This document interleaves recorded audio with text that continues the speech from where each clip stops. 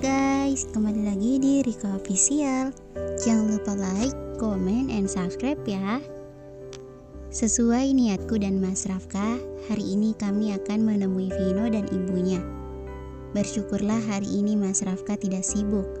Sudah hampir 1 minggu aku menunggu Mas Rafka terlepas dari kesibukannya. Sengaja hari ini kami ingin menemui Vino dan juga ibunya. Karena besok kami tidak bisa karena harus mendatangi acara pernikahan Kak Rizky dan Nadira. Aku, Mas Rafka dan juga Vino kini sedang berjalan melewati jalanan sempit yang ada di salah satu gubuk tempat Vino tinggal. Mobil kami titip di depan gang sana karena kebetulan mobil kami tidak dapat masuk. Aku mengelus-elus kepala Vino. Kira-kira ibu bakalan senang gak dengar kabar baik ini? Vino mendongak. Semoga aja. Apa sebelumnya Vino udah menyampaikan niat baik kami kepada ibunya Vino? Celetuk Mas Rafka. Udah kak, tapi ibu menolak. Ibu bilang kami sudah banyak merepotkan kalian, ucap Vino sendu. Aku tahu sekali bahwa anak kecil itu sangat berharap ibunya bisa sembuh. Aku menatap Mas Rafka penuh harap. Gimana ini mas? Mas Rafka tersenyum tipis. Bismillah. Aku menghela napas lalu tersenyum. Langkah kami terhenti saat Vino berteriak sambil menunjuk ke arah rumah papan yang berukuran kecil dengan daun kelapa sebagai atapnya. Itu kak, itu rumah Vino, serunya antusias. Aku dan Mas Rafka saling tatap, bukan karena tidak suka dengan rumah milik Vino. Hanya saja kami kasihan, miris, melihat rumahnya yang sangat kecil dan tampak sudah reot, seperti sudah tidak layak untuk ditempati. Aku memegangi dadaku yang berdenyut sakit. Mas, ujarku lirih, seolah mengerti maksudku. Mas Rafka mengelus-elus kepalaku sambil tersenyum. Kita bantu semampu kita. Ayo kak. Vino menarik tanganku dan juga tangan Mas Rafka. Kami mengikuti, lalu berhenti sebentar untuk membuka sepatu dan kembali berjalan untuk masuk ke dalam. Maaf ya, rumah Vino jelek. Aku meringis mendengar ucapannya. Sontak aku menggeleng cepat. Tidak sayang, jangan ngomong gitu, ucapku sambil mengusap pipinya. Suara batuk mengagetkan kami. Membuat perhatian kami teralihkan. Aku dan Mas Rafka langsung mengikuti Vino yang sudah berlari masuk terlebih dulu. Ibu gak apa-apa? Ibu mau minum? Sebentar Vino ambilkan, ujarnya panik. Vino membantu ibunya untuk duduk. Lalu ia berlari untuk pergi mengambil air minum. Aku menyaksikan itu semua, bagaimana Vino memperlakukan ibunya dengan baik. Tak lama Vino datang membawa segelas air lalu memberikannya pada sang ibu. Ini ibu, pelan-pelan, ujarnya sambil memegangi gelas plastik itu. Sudah? Tanyanya. Ibunya mengangguk lalu ia kembali meletakkan gelas itu. Vino beralih menatap kami. Astagfirullah, kakak kenapa masih berdiri di situ? Sini duduk, ajaknya sambil menarik tanganku dan Mas Rafka. Kami manut. Kami duduk di hadapan mereka. Ibu, kenalkan ini Kak Kila dan Kak Rafka. Aku dan Mas Rafka tersenyum dan menyalami punggung tangan sang ibu. Ibunya Vino, ujarnya sambil tersenyum. Masya Allah, ternyata kalian orang baik yang selalu menolong kami, memberikan kami makanan dan keperluan lainnya. Masya Allah, terima kasih nak. Aku tersenyum lebar. Sama-sama bu, sudah menjadi kewajiban kami untuk saling menolong. Iya bu, apalagi kita sesama umat Islam, sudah menjadi kewajiban kami untuk saling menolong, timpa Rafka. Membuat ibunya Vino tersenyum. Oh ya, saya langsung saja ya. Kedatangan saya dan istri saya ke sini ingin menyampaikan niat baik kami kepada ibu dan Vino. Ibu terbatuk sejenak lalu berkata, tentang kalian yang ingin membantu pengobatan saya dan menyekolahkan Vino. Aku dan Mas Rafka mengangguk pelan. Maaf sebelumnya, saya tidak bisa menerima bantuan kalian. Saya dan anak saya sudah terlalu banyak merepotkan kalian. Kalian sudah banyak sekali membantu kami. Maaf, untuk kali ini saya menolak bantuan kalian. Enggak kok Bu, kami sama sekali tidak merasa direpotkan. Kami mohon Bu, terima bantuan kami, bujukku. Maaf nak, ibu tahu niat kalian baik, tapi maaf, ibu tidak bisa menerimanya. Sekali lagi maaf. Mendengar ucapan ibu tadi, rasanya aku ingin menangis. Aku tidak tega jika tidak membantu Vino dan ibunya. Mengerti perasaanku, Mas Rafka menggenggam tanganku sambil tersenyum tipis. Besok kita coba lagi sayang. Pagi yang cerah dengan suasana yang begitu sejuk. Matahari yang terus berbinar memancarkan sinarnya dengan indah. Hari yang ditunggu-tunggu tiba. Hari di mana sepasang manusia yang berbeda jenis kelamin hendak melangsungkan pernikahan. Kariski dan Nadira, keduanya akan melangsungkan pernikahan hari ini di salah satu gedung milik orang tua Kariski. Aku mengambil pakaian milik Mas Rafka yang tadi malam aku simpan di dalam lemari, lalu meletakkannya di atas kasur. Aku mendongak saat kecupan tiba-tiba saja mendarat di keningku. Aku mengulas senyuman itu Mas Rafka yang baru saja selesai mandi. Pakaian aku mana? Aku memberikan pakaiannya, lalu ia masuk kembali ke dalam kamar mandi untuk mengganti pakaian. Jangan tanyakan siapa yang menyuruhnya, tentu saja aku. Mas Rafka keluar dengan setelan serba putih. Ia mengusap-usap lengan bajunya. Sesekali ia memperbaikinya, kerah kemeja putihnya. Sini, panggilku. Mas Rafka mendekat, aku membenarkan kerah kemejanya. Mengambil sisir lalu menyisir rambut suamiku itu. Tak lupa aku menambahkan minyak rambut pada rambutnya yang tebal dan lebat itu. Aku menepuk-nepuk pundaknya sambil berkata, "Udah selesai." Mas Rafka tersenyum lalu membenarkan jilbabku. "Cantik." Aku tersenyum. "Makasih ganteng." Mas Rafka mengangguk sambil tersenyum. Ia menunjuk pipinya sembari berkata, "Cium dulu dong." Aku mengembuskan napas sambil tersenyum kecil. Manis sekali suamiku ini. Aku sedikit berjinjit lalu mencium pipi Mas Rafka. Mas Rafka tersenyum manis. "Sayang banget." "Bentar sayang, aku angkat telepon dulu," ujar Mas Rafka. Aku mengangguk menanggapi. "Assalamualaikum," ujar Kariski dari seberang sana. "Waalaikumsalam," jawab Mas Rafka. "Woi Raf, lo di mana? Udah lama bener. Cepetan, udah mau mulai nih." Iya, elah. Ini mau berangkat, lo bawel banget sih." "Gue udah kebelet nikah nih, pokoknya cepetan, gue tunggu. Assalamualaikum." Iya, waalaikumsalam." Telepon berakhir membuatku kembali bersuara. "Kamu marah-marah mulu, heran. Sensian banget sama Kariski," ujarku sambil terkekeh. "Nggak marah, kesel doang. Lagian dia nyebelin banget." "Sama saja, lain kali nggak boleh marah-marah. Nanti cepat tua." Cup, satu kecupan mendarat di pipiku. "Iya cantik."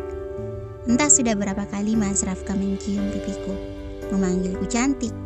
Mas Rafka tidak tahu apa jantungku sudah berdetak tak karuan. "Ayo berangkat." Aku langsung berjalan cepat keluar, meninggalkan Mas Rafka yang terkekeh sendiri. Sesampai di tempat tujuan, yaitu tempat pelaksanaan pernikahan antara Nadira dan Kariski, aku terpukau menatap ruangan ini. Mewah dan indah. Ruangan yang didekor dengan sangat indah. Ruangan yang penuh dengan nuansa berwarna putih. Mataku tak henti-hentinya terpukau menatap sekelilingku. Indah, satu kata yang mewakili tempat ini. Masya Allah, indahnya, batinku. "Indah ya Mas?" Mas Rafka mengangguk. "Maaf ya." Aku menatapnya bingung. "Maaf untuk apa?" "Untuk semuanya. Maaf karena dulu pernikahan kita gak semewah dan seindah ini. Jauh berbeda dengan pernikahan Rizky dan Nadira." Tidak benar yang dikatakan oleh Mas Rafka. Pernikahanku dan dia bisa terbilang sangatlah mewah. Hanya saja pernikahanku saat itu tidak dibaluri dengan kebahagiaan. Itu saja yang jadi pembedaannya. Gak mewah gimana, pernikahan kita mewah kok. Lagi pula aku gak terlalu mempermasalahkan itu. Mau mewah atau enggak, yang penting sah. Mau aku buatkan resepsi pernikahan lagi? Kita buat lebih mewah. Aku menggeleng cepat. Nggak usah mubazir. Mending uangnya kamu tabung. Lagian kita udah sah. Itu yang terpenting. Mas Rafka mencium pipiku tanpa permisi. Makasih sayang banget aku tuh sama kamu. Mas banyak orang, ujarku sambil memukul tangannya. Mas Rafka terkikih, gak peduli. Baiklah para tamu undangan segera menempatkan diri di tempat yang sudah disediakan, karena akad nikah akan segera dimulai, ujar MC. Saat mendengar penuturan sang MC, aku dan Mas Rafka langsung melanjutkan langkah kami, lalu mengambil tempat duduk di paling depan agar lebih leluasa menyaksikan akad nikah antara Nadira dan Kak Rizky. Saya terima nikah dan kawinnya Nadira Ashifa binti Denis Hermawan dengan mas kawin seperangkat alat sholat dan berlian 4 gram dibayar tunai, ujar Kak Rizky tegas. Bagaimana para saksi? Sah? Sah, seru para saksi. Alhamdulillahirrabbilalamin.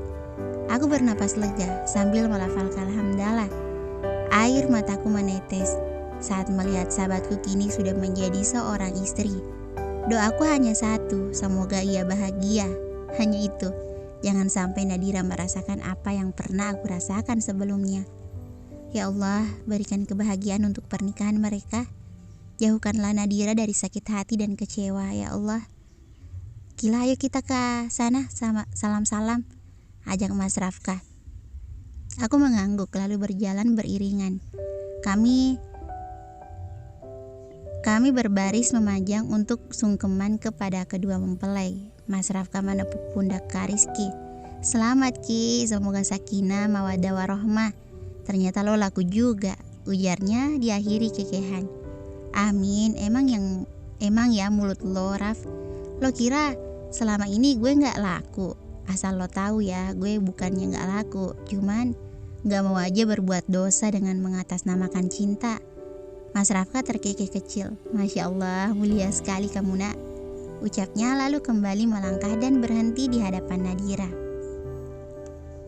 Mas Rafka mengatup kedua tangannya di depan dada. Selamat Nad, sakinah mawaddah warohmah. Doa terbaik untuk kamu, bahagia selalu. Nadira mengangguk kecil sambil tersenyum. Amin, makasih doanya Kak.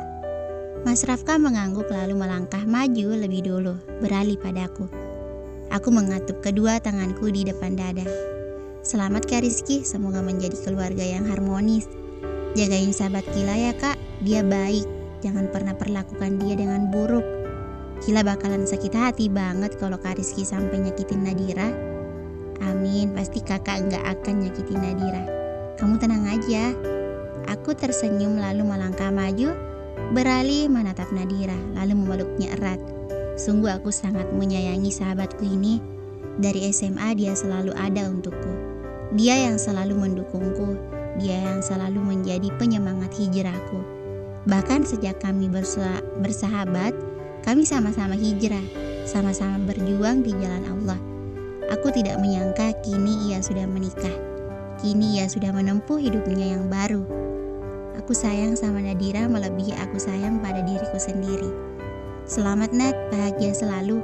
Segala doa terbaik untuk kamu. Pokoknya kamu harus bahagia.